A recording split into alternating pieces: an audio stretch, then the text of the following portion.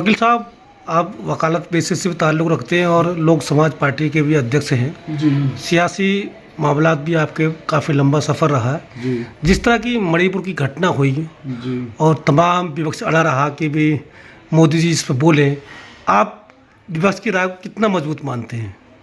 देखिए, विपक्ष जो अभी कल वहाँ पहुँचे हैं, ये समझ लीजिए कि उनके दुखते हुए घाव को मरहम लगाने का काम किए हैं और यह संदेश दिए हैं कि मणिपुर में जो लोग पीड़ित हैं, जो वे दोनों समुदाय के लोगों का हुआ है, लेकिन कुकी और जो समाज को बहुत हानि हुई है, तो उनके साथ पूरा भारत खड़ा है। ऐसा जो इंडिया के घटक दल के सांसदों द्वारा वहां पर पहुंच करके यह किया गया, बहुत ही स्वागत योग्य कदम है।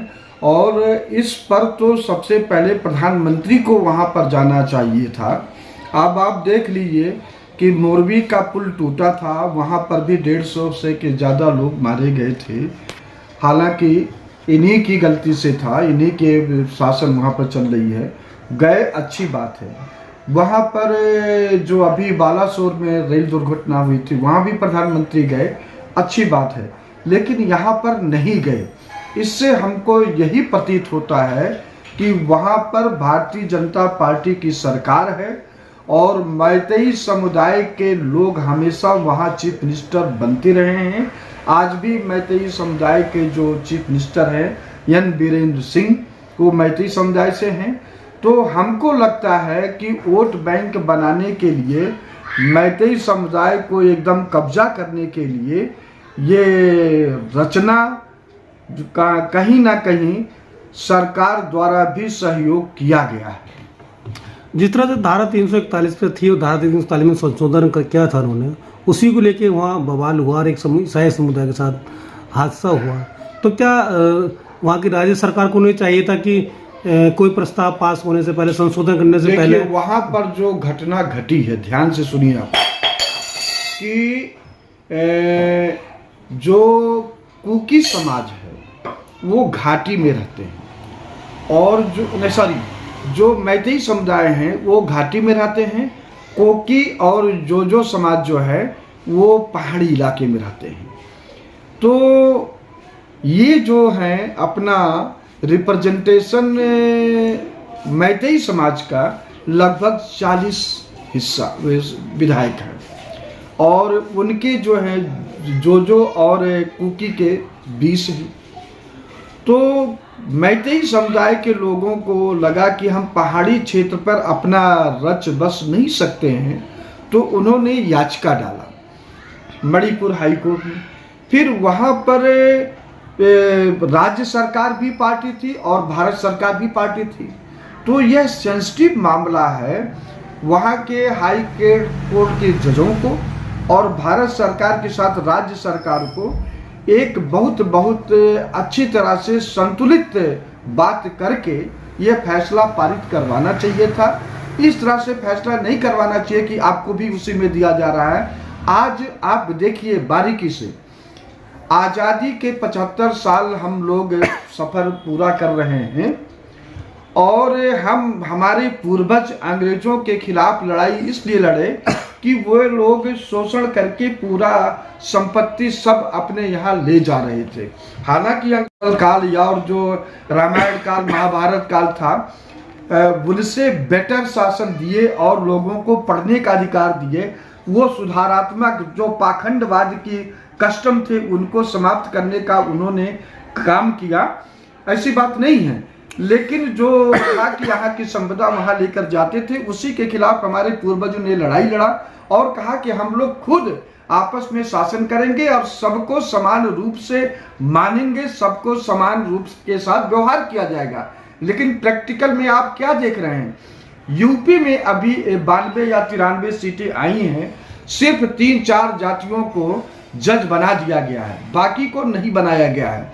ऐसे ही आप भारत सरकार के किसी भी विभाग में जाइए, सिर्फ 3-4 जातियों के IAS IPS नौकरशाह मिलेंगे, बाकी जातियां नहीं मिलेंगी। ऐसे ही आप देश के विश्वविद्यालय में जाइए जो सरकारी हैं, वहां पर भी 3-4 जातियों के लोग हैं। और हाई कोर्ट सुप्रीम कोर्ट के जजों में जाइए तो वहां पर भी यही बात है। बाकी जो बहुत बड़ी आबादी जिनकी संख्या 80-85% से भी ज्यादा है, उन लोगों को यही कांग्रेस और भारतीय जनता पार्टी बीच में साझा मोर्चा की सरकारें रही हैं। सब लोगों ने बहुत बड़ी आबादी जिनकी संख्या लगभग 80-85% से भी ज्यादा है, उनको मेन प्रशासन से दूर कर दिया गया है। तो क्या जिस तरह से मैतेई समुदाय को लगा कि हम वहां पर बस नहीं सकते हैं, तो उसी प्रकार इस देश में बहुत बड़ी आबादी के लोग भी अब सोच रहे हैं कि हमको प्रशासन से हर चीज से दूर कर दिया गया है, तो वो भी चिंगारी इस देश में उठेगी। भारत सरकार को चाहिए अब से चेत ले कि नहीं, जो गलती हुआ चाहे कांग्रेस ने किया, चाहे नरेंद्र मोदी से हुआ, चाहे राज्य सरकार खास करके यूपी में अजय सिंह बिष्ट के द्वारा जो अब तक पिछले 7-8 सालों में किया गया है, उनको समझ के फिर से संविधान के तहत सरकार चलाना चाहिए। डॉक्टर अंबेडकर का जो सपना है उसको स्वागत करना चाहिए। और नहीं तो इस देश में गृह युद्ध से, अभी तो 2 राज्यों में बल्कि एक राज्य में यह चिंगारी हुई है, पूरे देश में गृह युद्ध होगा अपने अपने अधिकारों को लेकर के। जिस तरह से अभी देश के प्रधानमंत्री अमेरिका गए और वहाँ बहुत सारी लंबी लंबी स्पीच दी, वहीं ब्रिटिश सरकार ने निंदा प्रस्ताव पास किया लोकसभा में, तो क्या एक तरफ देश में टंका बजाने की बात हो रही है, दूसरी तरफ देश की बदनामी की बात हो रही है, तो क्या मानते हैं कि वाकई जो मोदी जी बाहर जा रहे हैं उससे देश का सर ऊंचा हो रहा है? देखिए, ध्यान से सुनिए, नरेंद्र मोदी का हम जब विदेश में जाते हैं तो यह नोटिस करते हैं कि वो जबरदस्ती गले लगते हैं। उनको कोई गले लगाता नहीं है। आप फोटो जितना भी उनकी शूटिंग है देख लीजिए, उनको कोई गले नहीं लगाता। वो जबरदस्ती गले मिलने का वो करते हैं और पीठ जा करके थपथपा देते हैं। उनको नरेंद्र मोदी जैसे प्रधानमंत्री को विदेश वाले एक घास नहीं डालते। अभी अमेरिका में गए थे, कोई वहां का मंत्री रिसीव करने नहीं आया, जबकि उन्हीं के इसी देश के जब भारत आजाद हुआ था, नेहरू 2 बार गए थे, 2 बार उनको रिसीव किए थे। तो ये तो अपनी जबरदस्ती वहां पर उन्हीं के लोग, उन्हीं की मीडिया कह देते मेरा डंका बज रहा, वहां का कुछ नहीं हो रहा। जो आते हैं वहां के शासनाध्यक्ष के अनुसार पैक्ट करके आते हैं और यहाँ पर गलत सूचना देते हैं।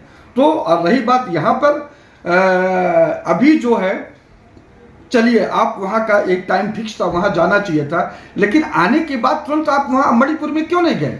और अब भी जाके प्रचार कर रहे हो, राजस्थान में कर रहे हो, इधर छत्तीसगढ़ में, मध्य प्रदेश में प्रचार कर रहे हो। तुमको अपने सत्ता की भूखी है, लेकिन जो कुकी समाज है, जो समाज है, जिनकी वहाँ पर विधायक 20 विधायक हैं, उनकी चिंता नहीं है। उनको तो सिर्फ यह है कि हमारा एक बहुत बड़ा वोट बैंक ना खिसके, इसीलिए वहां पर ये सब जानबूझ के करवा रहे हैं। जिस तरह से मेरा आरोप है। जिस तरह से मणिपुर की घटना को लेकर विपक्ष ने विस्तार प्रस्ताव लोकसभा में लेकर आए राष्ट्रसभा में, तो ये जानते हुए भी कि ये हम वहाँ हमारा बहुमत नहीं है और हम उस वोटिंग में हार जाएंगे, उसके बाद भी प्रस्ताव ला रहे, तो क्या विपक्ष का इसके पीछे क्या रीजन हो सकता है? देखिए, हम ये मान के चलें कि हमारा संख्या नहीं है, हम वो करेंगे तो लोकतंत्र विफल हो जाएगा। लोगों को प्रयास करना चाहिए और ये विपक्ष के द्वारा जो नो कॉन्फिडेंस मोशन लाया गया है, ये स्वागत योग्य है। और देखिए, कहीं ना कहीं कभी ना कभी चिंगारी जरूर फूटेगी और उसी में से एक धारा निकलेगी। तो ये देखिएगा, अगर ये जो अभी जो आंकड़े आ रहे हैं कि 140-160 के आसपास इनके जो इंडिया के घटक दल हैं, अगर मान लीजिए इनका 20 विधायक सांसद बढ़ गए, 200 हो गया, 200 पार हो गया, तो नरेंद्र मोदी को नींद नहीं आएगी, अमित शाह को नींद नहीं आएगा। ये लोकतंत्र की बहुत बड़ी जीत है, भले नो कॉन्फिडेंस मोशन गिर जाए। अब हमारी नैतिक जिम्मेदारी, अगर कोई कहेगा तो उसके कहने के हिसाब से चलोगे। जो संविधान है, संविधान के हिसाब से तुमने नहीं चला, विफलता तुम्हारी है, नैतिक जिम्मेदारी होकर के इस्तीफा दे देना चाहिए था। लेकिन वो नाटक करवाए, अपने लोगों की औरतों को वहां पर राजभवन के सामने परेड करवा दिए, खड़ा कर दिए, इसलिए वो वापस ले लिए। कहते मैं तो डर गया कि वहां पर बहुमत मेरे खिलाफ है। तो ऐसा नहीं, राष्ट्रपति को स्वयं बर्खास्त करके उनको उनके ऊपर कार्रवाई होना चाहिए कि आप भी इस घटना में सहयोग किए हैं और आप पर भी आईपीसी की धारा 109 और 119 जो अन्य धाराएं हैं उसके साथ लगना चाहिए यंग बीरेन सिंह केस पर।